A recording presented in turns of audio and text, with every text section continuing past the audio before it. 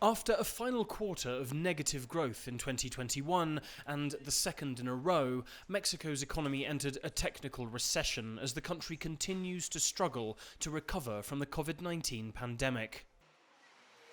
With inflation topping 7% and more than 2 million people unemployed, it's the poorest who are being hardest hit.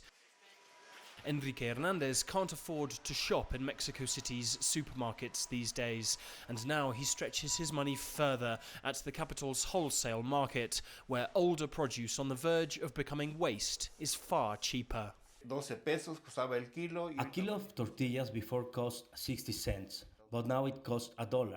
And it's not just basic food. Prices have risen for everything, and salaries haven't gone up.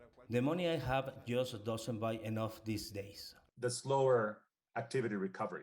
Adrián de la Garza is the chief economist at Citibanamex, one of Mexico's largest commercial banks.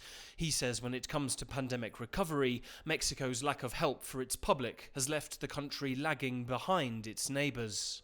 If we compare Mexico's performance with that of its Latin peers, for example, all of those countries, at least the major economies, have already gone back or will go back this year to pre-COVID activity levels. That is not the case for Mexico. And one significant thing that we didn't see in Mexico that we did see not only in the US, but in the rest of Latin America and most countries in Latin America, were all these fiscal packages.